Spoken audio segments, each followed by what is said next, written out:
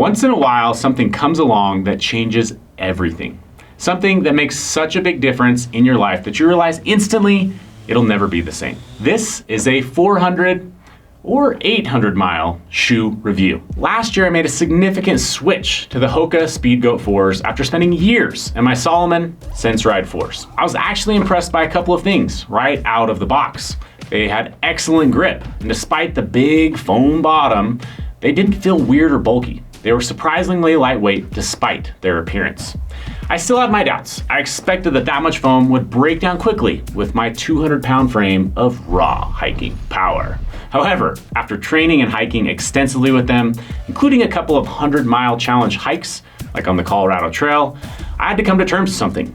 These shoes were amazing. Let's fast forward a little bit more to expand on that. After logging hundreds of miles in the Speedgoat 4s, I bought a pair of Speedgoat 5s, and I ran an ultramarathon with them. Those Speedgoat 5s now have over 400 miles as well, and guess what?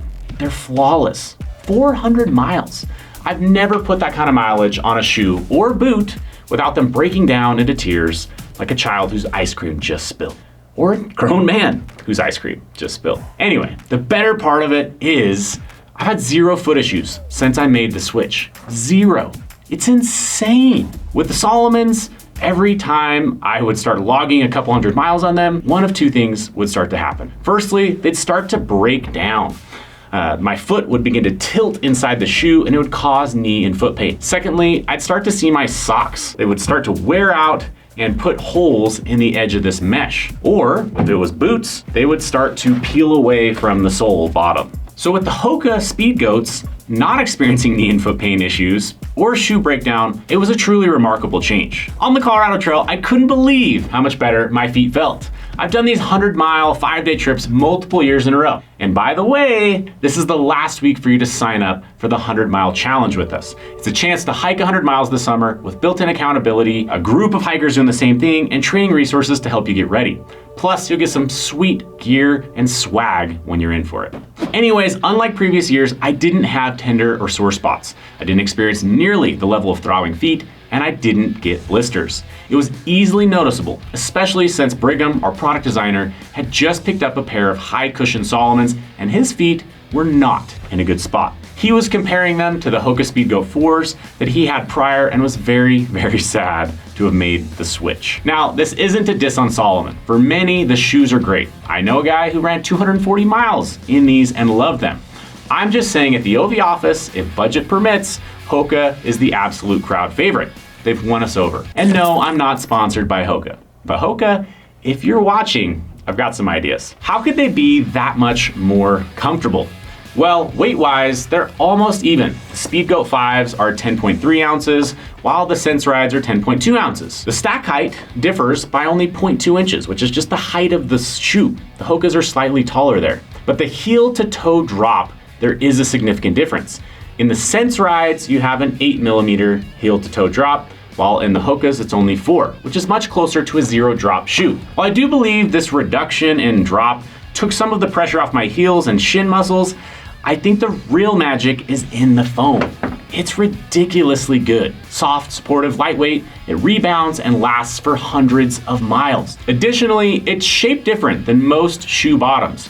It essentially has this rocker design, and I'm no shoe expert, but my take on it is that it helps eliminate heel striking. It rocks your foot through the motion of walking or running. Whatever witchcraft it employs, it works. What's that? How's the traction, you ask? Excellent, ridiculously good. The bottom rubber is grippy on all surfaces, sandstone, shale, granite. I also swear that the larger footprint per se makes it more grippy on loose conditions as well. Last week, I wore a pair of Ultras in sandy, damp, sandstone conditions, and I almost hit the ground multiple times. It was clear to me that I was used to having the grip of the HOKAs and I was missing them. Going back to that witchcraft comment, I thought that they would feel more tippy, rolly. Technical terms that probably went straight over your head, but what matters is they aren't. I swear my downhill speed increased by 17.56% after I started using these because I stuck to the ground and my ankles felt planted. In fact, those Ultra Lone Peaks that I just mentioned, well, I threw those on for some runs and I fell. I hit the freaking ground on back-to-back attempts to use them, thanks to that big, massive toe box and their questionable grip. Now I do have to say, these HOKAs are not perfect. They did start to break down on one of my last trips. The hard heel rubber seems to be pulling away from the softer rubber above it, causing a tear. My take on it is that it was condition specific. Cold, wet mud glued to the bottom of the shoe, and as I was kicking and dragging my feet off the ground, well, they started to develop this tear. Whatever it was, they need some super glue now. I took the opportunity to reach out to HOKA and ask about their warranty. According to them, this was a warranty issue and would have been taken care of if I hadn't been a full year out of warranty.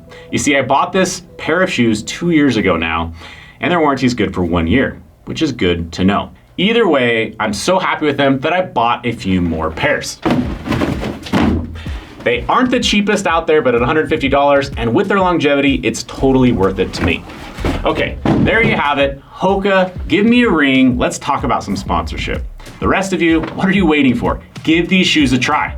I'll link them down in the description. And with that, I'll see you guys out on the trail.